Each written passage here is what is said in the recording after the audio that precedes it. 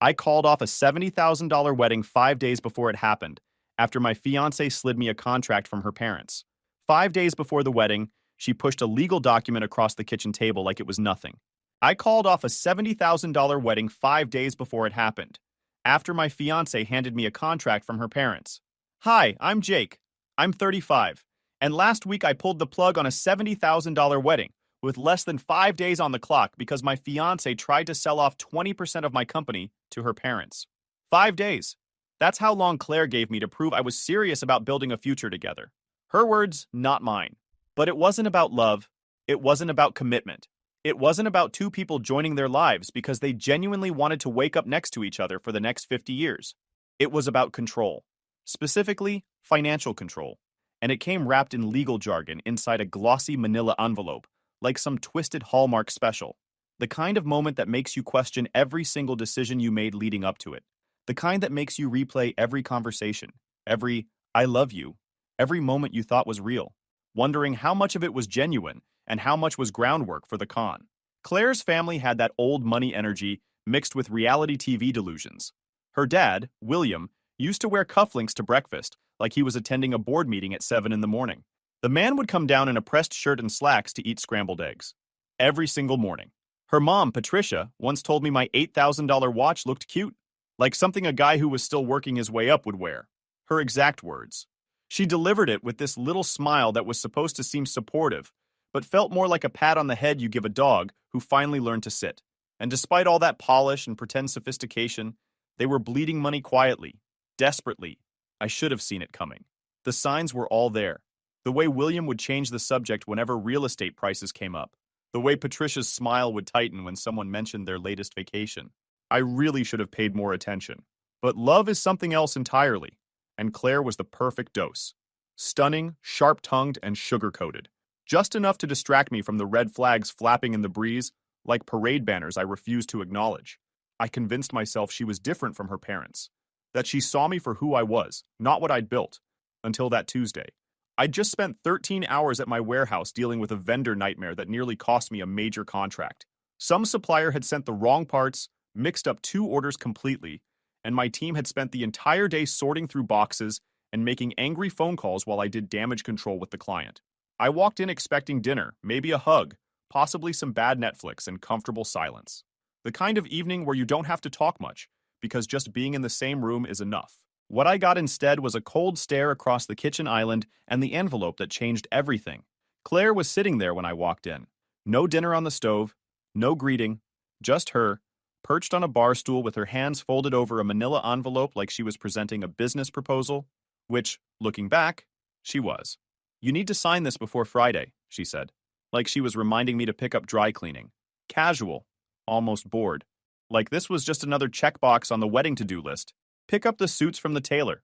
Confirm the seating chart. Sign over 1/5 of your company. I opened it.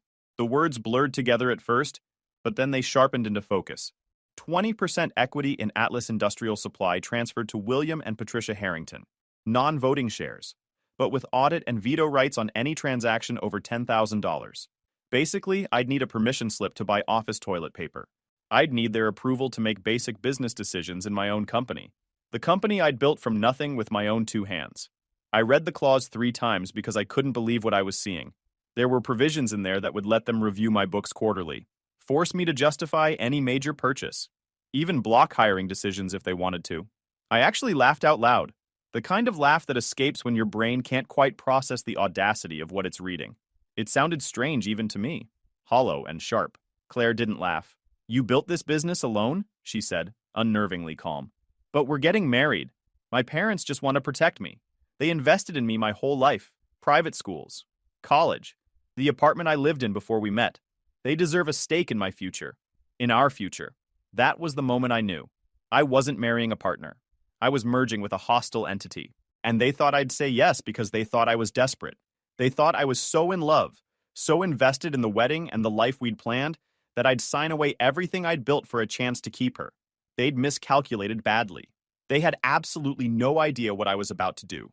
I didn't sleep that night. Not even a nap. I lay in the guest room, staring at the ceiling, fans spinning like the thoughts in my head that refused to slow down. The guest room. That should have been another sign. We'd been engaged for 2 years, and somehow I'd ended up in the guest room more nights than I could count. Always some excuse. She was stressed. She had a headache. She needed space to think about wedding details. I told myself it was normal. Couples go through phases. But lying there that night, I realized I'd been making excuses for her for years. They wanted a piece of me. Not love, not partnership, not a shared future built on mutual respect. They wanted equity, leverage, control, a way to prop up their failing finances using my success as a crutch. I'd become their retirement plan without even knowing it. I'd worked too hard for this. Way too hard. I started Atlas Industrial Supply when I was 23 with nothing but a maxed out credit card, a list of potential clients I'd cold called for 3 months, and a stubborn refusal to accept that the odds were against me. I'd been selling industrial equipment and safety supplies out of a rented storage unit with no heat in winter, no ventilation in summer, and a flickering fluorescent light that gave me headaches every single day. The landlord was a guy named Hank, who smoked cigars inside even though there were no smoking signs everywhere. He didn't care. Nobody cared about that place. The unit was so small I had to organize inventory by stacking boxes on top of each other and memorizing where everything was. One wrong box and the whole system collapsed like dominoes. I made that mistake twice in the first month. Spent entire nights reorganizing after one misplaced order. I'd slept in my truck more times than I can count during those early years. Parked in rest stops with the seats reclined and a jacket over my face to block out the streetlights. Winter nights were the worst. The cold would seep through the windows, and I'd wake up shivering at 4 a.m., waiting for the nearest diner to open so I could get something warm. Survived on gas station food and determination. Beef jerky and energy bars became entire food groups. I knew the calorie count of every snack at every rest stop between here and Ohio. I missed holidays, birthdays, family dinners that I'd promised to attend and then cancel at the last minute because a client needed something delivered. I even missed my brother's funeral once because I was trying to close a deal that would keep the company alive for another month. That one still haunts me, wakes me up sometimes. Danny understood, or at least he would have. He knew what I was trying to build. He believed in it even when I wasn't sure I did. But that doesn't make it any easier to live with. And now, 12 years later, 180 employees, 5 state contracts, a warehouse that actually had functioning climate control, and a break room with real furniture instead of folding chairs. We were on track to clear 8 figures this year. Everything I'd sacrificed was finally paying off. Every missed birthday, every cold night in the truck, every relationship I'd let fall apart because I couldn't give it the time it deserved. All of it was supposed to lead to this moment, to success, to security, to finally being able to breathe. Claire hadn't helped build any of it, not one piece. She'd helped decorate my condo, picked out throw pillows, and argued about paint colors for 2 weeks. She'd hosted a few holiday parties where she floated around charming my clients while I did the actual networking. She once brought cupcakes to the office for someone's birthday. Red velvet. The frosting was too sweet. If that counts as sweat equity, I guess I missed the memo explaining how that works. I called Leah the next morning. Not just any attorney.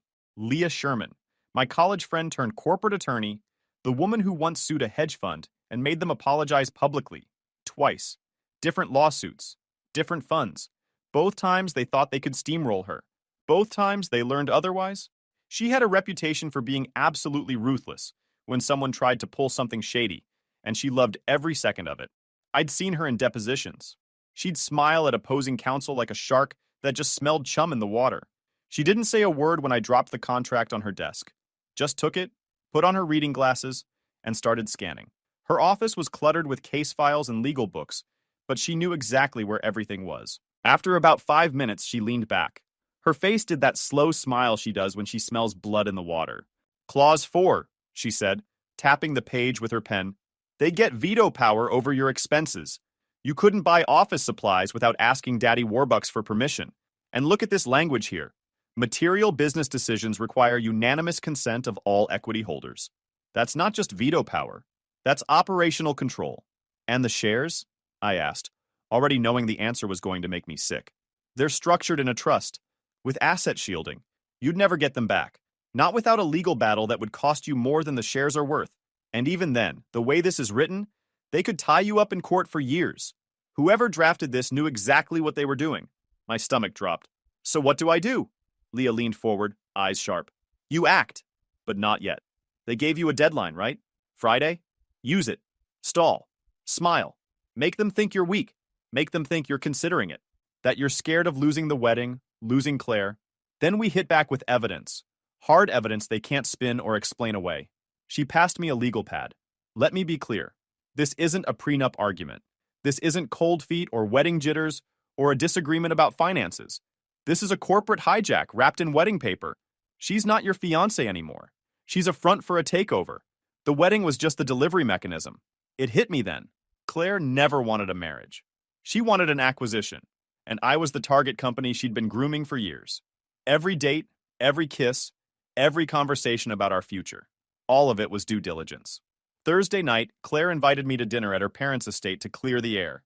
She brushed my cheek with her hand like I was a child throwing a tantrum over something trivial. Her touch felt different now. Calculated. Let's just talk it through, she said softly. Everyone's a little emotional right now. The wedding's so close, and stress makes people say things they don't mean. My parents just want what's best for both of us. I smiled, nodded, told her I was strongly considering the offer, and that I just needed to understand the details better. That I wanted to hear from her father directly about his vision for how this would work. She beamed, kissed me like I'd just agreed to buy her a private island. The act was so convincing I nearly forgot she was orchestrating a corporate coup with her parents in the dining room. But I noticed the way her eyes flickered when I agreed. Relief, like she'd been holding her breath waiting for me to fold. So I did what Leah told me to do. I played the part. I wore a wire. Not some fancy recording device from a spy movie. Just my phone recording in my breast pocket. Full battery. Screen off. Microphone pointed outward. It buzzed softly against my ribs while I shook William's hand and told him I appreciated the opportunity to discuss everything like reasonable adults. His handshake was firm, confident, the grip of a man who thought he'd already won. Their house was all marble countertops, fake oil paintings of horses and hunts, and furniture that looked expensive but probably came from one of those stores that tries too hard to seem upscale. The kind of place that photographs well, but feels hollow when you're actually in it. Everything was staged, like a showroom. I'd been there dozens of times, but that night I saw it differently. The cracks in the facade, the way certain rooms were closed off, the art that probably wasn't as valuable as they wanted people to believe. We sat down to filet mignon and truffle mashed potatoes. Patricia had outdone herself with the presentation. Crystal glasses, real silverware, candles flickering in arrangements that probably cost more than most people's groceries for a month. I recognized the table setting from a magazine Claire had left lying around. They were spending money they didn't have, trying to lock in the payday that my signature would provide. One last show of wealth before they admitted they were drowning. The conversation started light. Weather.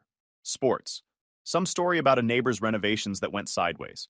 Patricia asked about the wedding details, the honeymoon plans, whether we'd decided on the photographer. All of it surface level. All of it foreplay before the real conversation. After dessert, William leaned back, dabbed his mouth with a cloth napkin, looked satisfied with himself, confident, like a man who'd already won and was just going through the formalities of accepting the trophy. I'm glad you're seeing the big picture, Jake, he said. This company of yours, it's got legs, real potential. But legs need direction.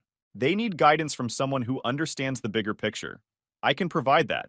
Government contracts, international suppliers. I've got friends in places that could open doors you've never even knocked on. Relationships that take decades to build. I played dumb, nodded along like I was impressed. Like a kid listening to a successful uncle share business wisdom. But why now?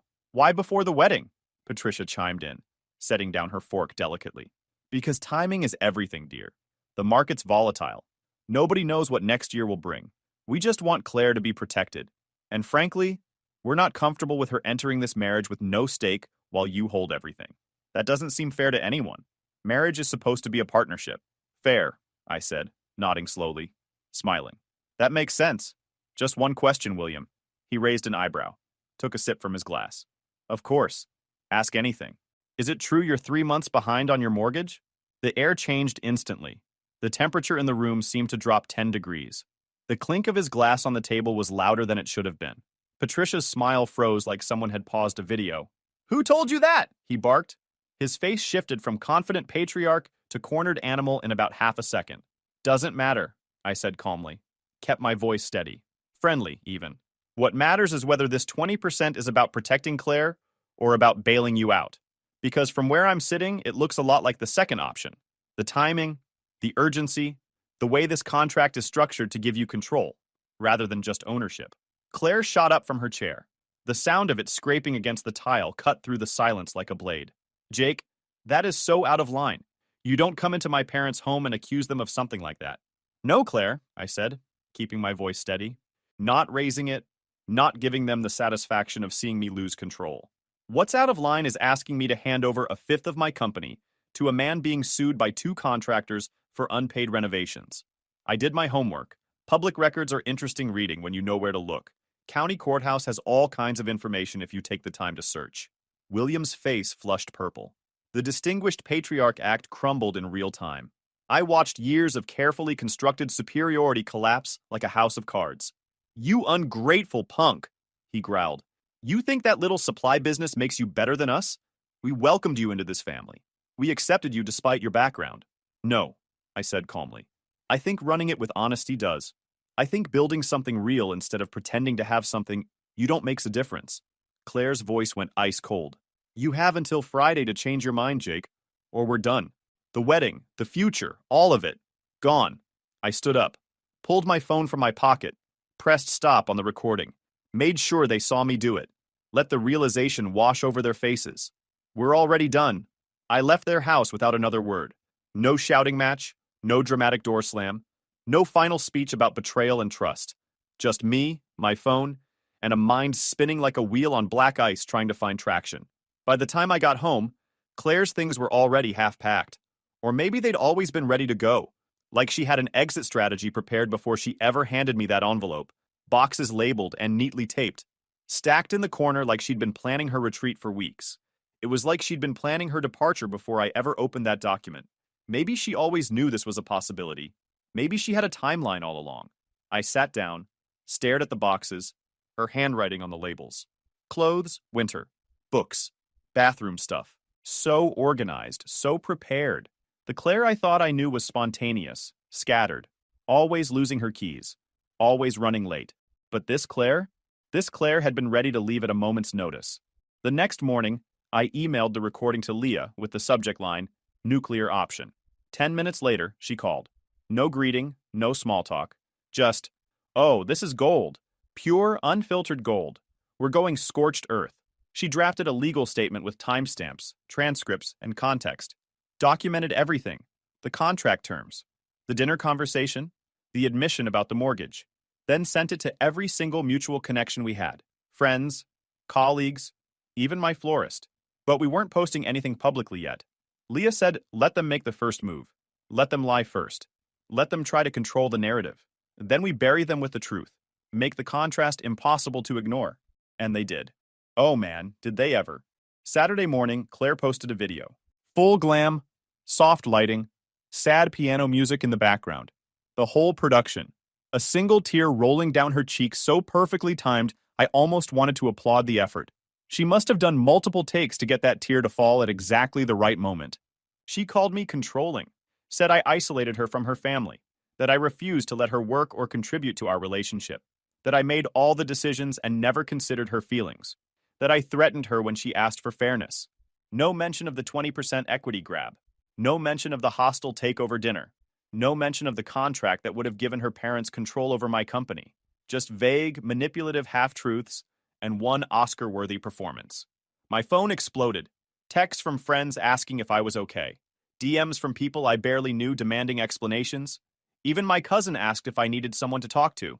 Like I was the bad guy in this situation. Like I'd done something wrong by refusing to be exploited. I didn't say a word. Not yet. Leah had been clear. Let them commit to the lie. Let them build their narrative. Then tear it down. But I'll admit it stung. More than I expected. Claire was winning the narrative. Her followers, thousands of them, were flooding the comments with crying emojis and stay strong queen energy. I was being painted as the villain, while she collected sympathy like donations at a telethon. People who'd never met either of us were passing judgment based on a carefully crafted video designed to manipulate their emotions. That night, Leah sent me a text. Post it now. So I did. Just the audio. No commentary. No hashtags. No sad piano music to match hers. No emotional appeals or defensive explanations. Just William, confident and smug, saying, with my experience, we could really expand. And then me calmly asking about the mortgage. The whole recording played out exactly as it happened. 23 minutes of damning evidence. It went viral in 4 hours. By Sunday morning, the internet had turned on Claire so fast it gave me whiplash. The comments on her video went from "men are trash" to "ma'am, this isn't feminism, it's fraud." People who'd been attacking me 12 hours earlier were now apologizing in my DMs. Strangers were tagging me in posts calling Claire out. Someone found her LinkedIn and started commenting on her work history. Another person dug up an old interview where William bragged about his investment portfolio that apparently didn't exist anymore. Someone stitched the audio to her crying clip and titled it, "When the Queen Falls Apart Mid-Heist." Another person made a whole breakdown video analyzing her body language in the original post versus the audio. A body language expert on YouTube did a 15-minute analysis of the dinner recording, pointing out every time William's voice shifted when he got nervous. Brutal. Hilarious. Also deeply satisfying in a way I didn't expect. The memes started rolling in. Screenshots of Claire's tear with captions like, "POV, the equity grab didn't work." William's quote about having friends in Brussels became a running joke. Someone made a fake movie poster titled "The Harrington Heist" with a tagline that said, "Based on a true audacity." By Monday, she deleted her account entirely, disappeared from social media like she'd never existed in the first place. Her parents' accounts went private. The whole Harrington digital presence just evaporated. Even their family Christmas card photo got memed. Someone added $signs to their matching sweaters. I figured that would be the end of it. Drama over. Lesson learned. Move on with life. Start rebuilding whatever was left. But then came the final twist. The wedding venue. $40,000. Non-refundable. Paid in full. Same for the band. The florist. The catering. The custom neon sign that said "The Harringtons." Yeah, her last name. Not mine. She'd ordered it without even discussing it. I only found out when I saw the invoice. Altogether, over $70,000 down the drain. $70,000 for a wedding to a woman who saw me as an investment opportunity. Now, I could have just written it off. Cost of tuition at the University of Red Flags. Expensive lesson, but lesson nonetheless. Some people pay that much for business school and learn less. But something inside me snapped. Not out of pettiness, out of principle, out of a refusal to let all that money just evaporate into nothing, while the people who tried to exploit me walked away clean. So I sent an invoice. Not to Claire, to William. A professional-grade invoice on Atlas Industrial Supply letterhead for consulting hours spent reviewing a fraudulent contract. Plus, relocation services for former fiancé's belongings. Totaling $74,221. Itemized, dated, professional. I knew he wouldn't pay. That wasn't the point. The point was documentation. The point was making sure there was a paper trail that showed exactly what kind of people they were. Something for the record. Then I made a call to the venue manager, a woman named Gloria who'd been incredibly patient with all our back and forth during the planning process. "Hey, so the wedding's off. But what if we turn the date into a charity gala?" She paused. "Excuse me? I already paid for the space, the food, the music. Everything's booked. I don't need a refund. I just want the night to matter. I want it to mean something instead of just being a waste." So we partnered with a nonprofit that supports veterans transitioning to civilian life. They brought in speakers. We auctioned off donated items. Local businesses contributed when they heard the story. A furniture store donated a living room set. A car dealership threw in a year of free oil changes. Someone even donated a fishing trip. We raised $50,000 in one night. More than anyone expected. More than the wedding would have cost if you didn't count the emotional damage. I stood on the same stage where I was supposed to say vows and handed a check to a Marine named Kevin, who'd lost his leg overseas. Afghanistan, 2 tours. He told me his story before the event started. How he'd come back different. Couldn't sleep. Couldn't hold a job. How the transition to civilian life almost broke him. How programs like this one kept him going when everything felt impossible. Gave him structure. Gave him purpose. Helped him find work and housing when nobody else would take a chance on him. His handshake was firm. His eyes were clear. He thanked me 3 times, and I told him he didn't need to thank me once. That he'd already done enough for all of us. That this was the least I could do. The venue manager, Gloria, told me later it was the best event she'd ever hosted. Said she wished more canceled weddings ended like this one. Said most people just eat the deposit and complain. I told her complaining wasn't really my style. I thought that would be it. Redemption arc complete. Reputation restored. Move forward with life and try to forget the whole mess. Then the letter came. No return address. Just my name written in handwriting I recognized instantly. Claire. The loops in the letters. The way she crossed her T's. I'd seen that handwriting on birthday cards and grocery lists and notes left on the kitchen counter. I stared at it for a long minute before opening it. Curiosity won over caution. Inside, no threats. No manipulation. No legal language. Just a short, surprisingly human note. Jake, I miss you. You were right. My parents were wrong. I'm staying at a friend's place now. I left them. Finally walked away from all of it. I just don't know who I am without all that noise. Can we meet? No contracts, no pressure, no parents. Just us. Coffee somewhere neutral. I just want to talk. I took a red Sharpie. Wrote, "Return to sender," across the front. Dropped it in the outgoing mail tray without a second thought. A few weeks passed quietly. The storm Claire stirred up had blown over. The audio clip made its rounds. The story got picked up by a few business blogs. How a CEO dodged a corporate ambush disguised as a wedding. Catchy headline. Made for good reading, apparently. People kept sharing it. Then came the rumors. Apparently, William and Patricia lost the house. Big white colonial with the imported tiles. Gone. Foreclosed. Word is they're renting a 2-bedroom condo in a gated community where William now argues with the HOA about trash bins and parking rules. Claire, she's working at a car dealership 3 towns over. Receptionist position. Rumor says she's dating a junior finance guy who just discovered cryptocurrency. As for me, Atlas Industrial Supply just opened a hub in Dallas. We're growing fast, hiring faster. My team is tighter than ever. And yeah, I'm dating again. Her name's Rachel. She's a school teacher, 6th grade social studies. Drives a Civic that's seen better days but still runs because she knows how to take care of things. Brought her own lunch to our first date and insisted we split the check even though I tried to pay 3 times. Made a whole argument about it. She doesn't know anything about industrial equipment supply. Couldn't tell you the difference between a safety harness and a fall arrest system. And honestly, that's refreshing. Last weekend, I told her the whole story.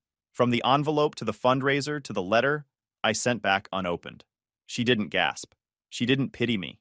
She didn't ask probing questions about my net worth or company structure. She just looked me in the eye and said, "Well, you're clearly not boring." 6 months after the canceled wedding, I finally did something I'd been putting off for 12 years. I flew home, rented a car, drove 40 minutes to the cemetery where they buried my brother Danny. I hadn't been there since the day after the funeral. The day I left early because a client called with an emergency order.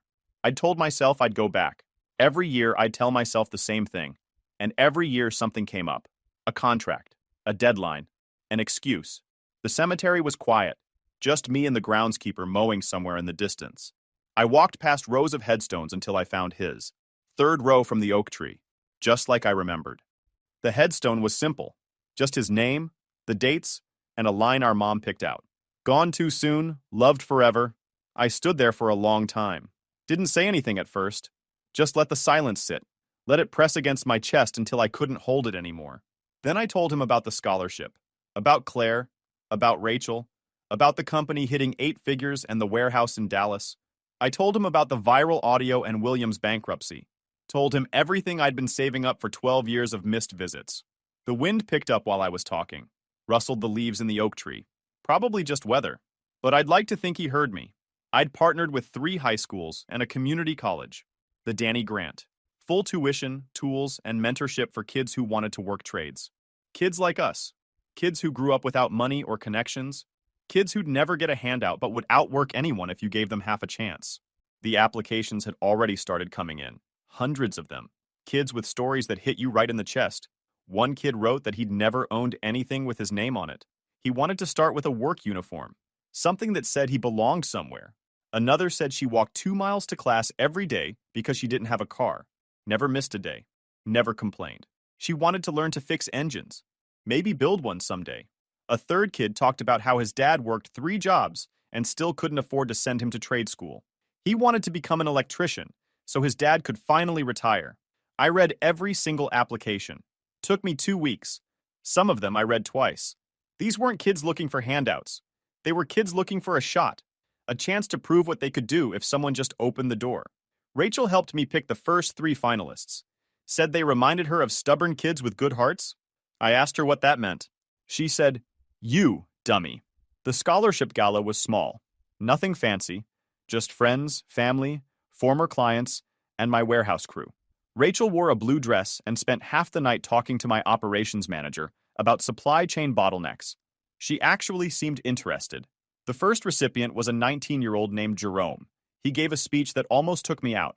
Talked about growing up in a one-bedroom apartment with 3 siblings, sharing bunk beds, eating cereal for dinner when money was tight, fixing his mom's car with YouTube tutorials and borrowed tools because they couldn't afford a mechanic, working part-time jobs since he was 15 to help cover rent. He talked about applying to trade schools and getting rejected because he couldn't afford the application fees, about watching his friends give up on their dreams because nobody gave them a chance, about almost giving up himself until he saw the Danny Grant announcement. Then he looked right at me and said, "Mr. Jake didn't just write a check. He wrote a door, and he let me walk through it. Where I come from, doors like that don't open very often. And when they do, you don't forget who held them open." The room was silent for a second. Then everyone started clapping. I had to sit down after that.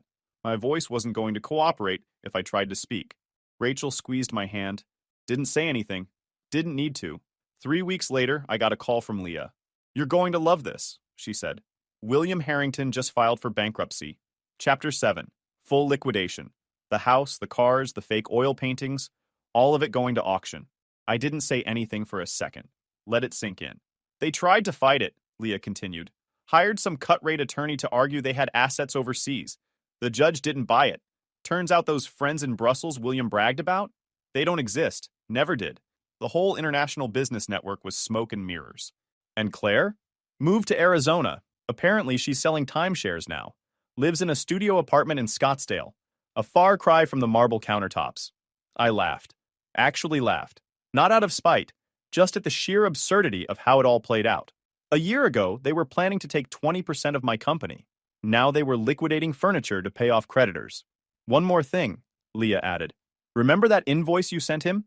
The $74,000 one? Yeah? He listed it as a creditor claim in the filing, which means it's now part of the public bankruptcy record. Forever. Anyone who looks him up will see that he owed you money for, and I quote, consulting services related to fraudulent contract review. His attorney tried to get it removed. Judge said no. It stays." I smiled. "That's beautiful. I thought you'd appreciate that. The man who tried to steal 20% of your company now has a permanent public record showing he owed you money for trying to scam you. That's what we call poetic justice." Last month, Rachel and I took a weekend trip. Cabin upstate.